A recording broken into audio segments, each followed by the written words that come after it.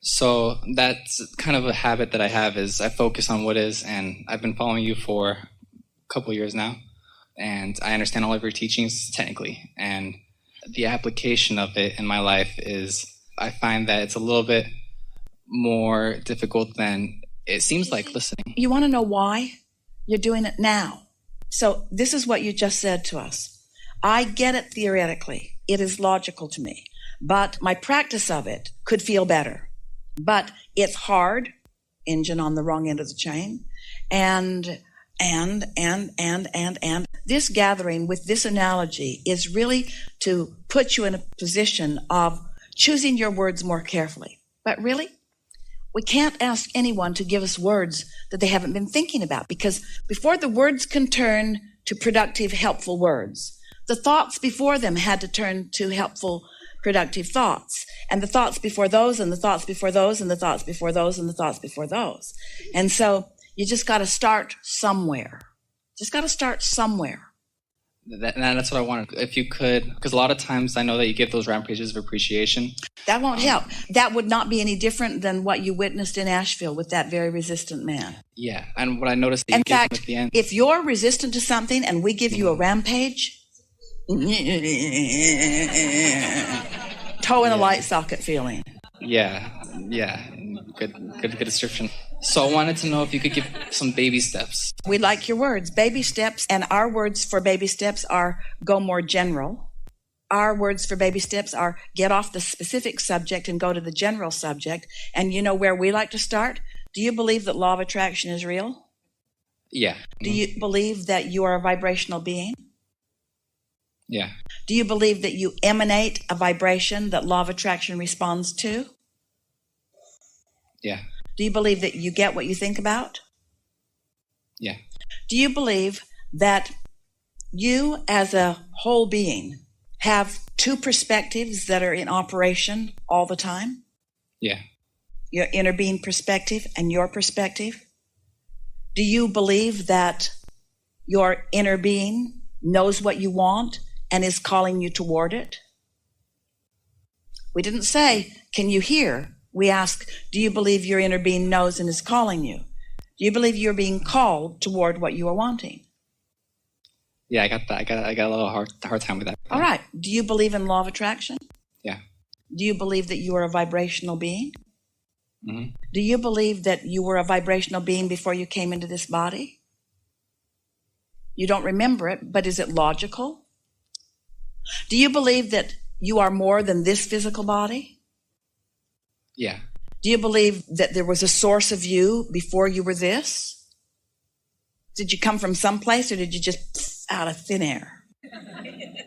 Yeah, I think I was source energy at some point, and then I came here. Yeah, I can see that. Source energy at some point, and then I came here. But do you believe that now that you've come here, that there's a source energy part of you who still exists? Do you think you have a soul? Yeah, I like the feeling of thinking that there's more after this physical experience. So yeah, in the sense that soul, but that sort of feeling of understanding of the relationship between that, that feeling. I guess I don't feel desires very strongly. These things are important as a basis before you can move forward. You can't understand, you can't cognitively, you can't deliberately decide or be guided if you don't have some means of recognizing your guidance. So your guidance is your emotion, but it's helpful to understand why your emotion exists. So if you understand that the emotion that you feel is because your inner being has one opinion and you may have a differing opinion, that's when negative emotion exists. So if you get to the place where you accept that guidance, then and only then can you create your life in any deliberate fashion. Otherwise, it's just a sort of random guessing game that you're offering. Do you acknowledge that your Earth spins in its orbit in perfect proximity to other planets? Yeah, I've heard you say that a lot, and I don't know, I guess I have such a... You think it's an accident? You think anybody's tending to it? You think it just got started and now nobody's watching? This hotel won't even run like that. No, I think that I can see how everything is an energy. I can see that. I mean, I vibration understand. I understand that, like that feeling. I have that belief right there. But I also have a strong belief, like where I'm vibrationally, is seeing everything as there's gravity and stuff like that, and the laws of the universe in that sense. And I guess seeing gravity as source energy is something that I haven't really connected. So you always say that, and I'm like, well, it doesn't. All right. So let's go back to the story that you witnessed here today. So as we pointed out, our friend didn't manufacture through the power of her focused mind a little cloud of dust that made smoke and then a diamond appeared because she conjured and created the diamond. She rendezvoused with it. And so there is so much that has gone before everything that is manifesting now that if you try to go back to the beginning of any of it, you'll be lost in the process of it.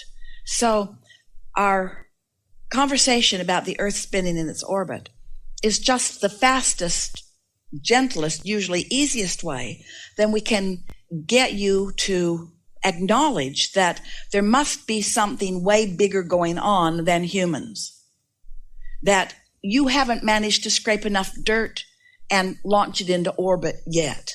And you've been inhabiting this earth for a very long time. So there must be another level of consciousness that has focused some things into being before you even got here. And that same level of consciousness that has focused so many things into being before you ever got here is now focused upon this leading edge with you. At one time, gathering the gases that would produce the matter that would allow the earth to be was on the minds of non-physical energies who were focused with beings that were your beginnings. But today, that's not where non-physical is solely focused. Non-physical now is focused with you out here on this leading edge. And your thoughts are the creation of new things that in future generations will be taken as old hat.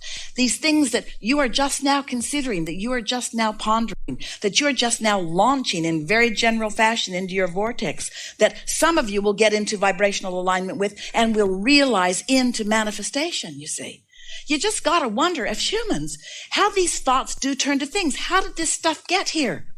How did the stuff that you see all around you, how did it get here? And of course, there is always a logical explanation. Well, somebody created a big machine, and that big machine dug deep in the ground, and that big machine found some sort of minerals and ores and irons, and somebody made a big fire. Of course, there are logical, reasonable explanations for all of it.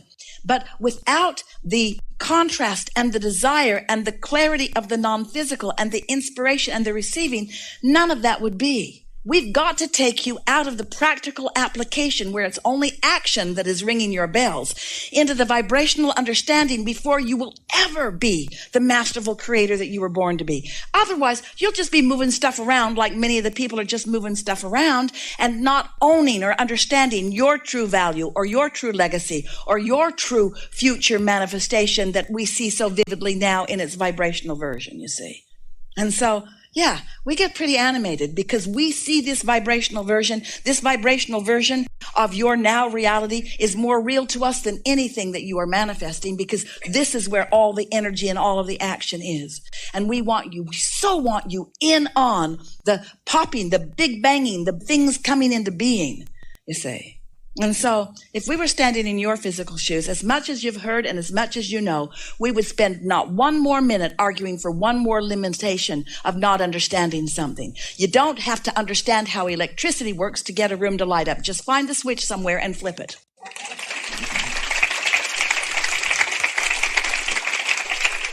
I guess that leads into my next question is, how do I have that sense of guardedness that if I do feel, you've mentioned this before and I might have had some clarity, but it slipped away, that if I just relax completely, just like throw caution to the wind. No. Don't throw caution to the wind. Pay attention to the way you feel. That's not throwing caution to the wind. That's deliberately guiding the energies within you. So sometimes it doesn't feel like the emotions are very strong when I'm not doing anything. Like I wake up in the morning, I can't meditate, but it feels like I'm efforting when I do meditate. I try to relax and breathe thoughts, and then it sort of starts momentum in the sense like... Well, you see, here's the thing you're not aware of, and most people aren't. You're not aware of the engine on the track that way and the engine on the track that way. You don't even realize you're doing it. Since you're not aware of it, then you don't feel it. So it takes a while for those engines to pile up in opposition before you are really able to feel the discord in your vibration. And so we are as excited about you feeling strong negative emotion as we are about you feeling strong positive emotion, because in either case, your guidance system is kicked in. You see what we're getting at? Yeah, and it seems often that the negative emotion is more frequent, I would say, to keep it general, than the more positive traits, like at least recently in my recent. So what's the most recent thing that you remember feeling negative emotion about? Either something that was really recent, so it's hot on your mind, or something that comes up often enough that it's a deal. I guess financial stability is the biggest one. All right, so give us an example of something that you thought, something that you were doing when that emotional discord became obvious to you. I'm trying to have a stable, what happened? What happened? Okay. Got a bill I couldn't pay, got thrown out of where I live, have to live someplace I don't want to live, can't do the things I want to do. What is it? All of the above. What is it? Okay, so I had a domestic partnership with my ex-girlfriend that actually was in the hot seat before too. But I guess I decided that maybe it was a good thing to be angry at one point instead of being sad, because you're getting carried away into places that you don't need to go. All we want is an example of negative emotion that you feel over something, over anything. Negative emotion that you feel about anything. Okay, I feel overwhelmed and desperate. Overwhelmed and desperate about what? About my current living situation and my financial situation. All right, and they're sort of tied together. So overwhelmed and desperate. And so that emotion is alive and well. And it means, we're just going to tell you whether you accept it or not, but we think your logic will help you to accept it. That means that your point of view about what is, and you're really going to like this. In fact, this is a breakthrough for everyone. So just hang here for just a minute with us. We just love giving this to you. And it is only because of the patience and determination of someone innocently willing to make a fool of themselves that this is how we're just playing with you. So just hang in here with us, because something really good universally is about to take place here. So you are focusing upon your current situation. Yes? Mm-hmm. Your inner being is focused upon your current situation. Your current situation in the vibrational realm is fantastic. Your current situation in the manifested world sucks. So your inner being is a dominant factor in your experience, whether you acknowledge the existence of your inner being or not. We know you do, but we talked about that a little bit. So your inner being so loves your current situation, and you so have a different opinion of your current situation because you're looking at what's already manifested, and your inner being's looking at the powerful vibrational reality. In order for you to shift, you've got to stop looking at what's manifested and start trying to sense with your emotions what's really going on. You got to find a way of convincing yourself of that. I've lived a lot of life that's made me ask for more. And if this law of attraction thing works at all, and what Abraham is saying about step 1 is true at all, then I must have amassed a whole lot of things that are eventually going to manifest. But if you need them to manifest so that you can have an emotional response to the manifestation, you're going to be stuck for a very long time. But if you don't need the manifestation, if you can join your inner being in the knowledge of what you have already created, then you've got it made. And like the diamond that showed up instantly, something will break loose for you too. And just because you can't see it, she didn't see it. She didn't know where it was. Just because you can't figure out how it's going to come, where it's going to come from, who's going to bring it, when it's going to get there, doesn't mean that it's not there ready to come. But you've got to find some way of stretching your mind and allowing yourself to believe that it exists, and then start looking for clues or start looking for evidence of it. And it is our promise to you. It is our promise to you that it will start to break loose.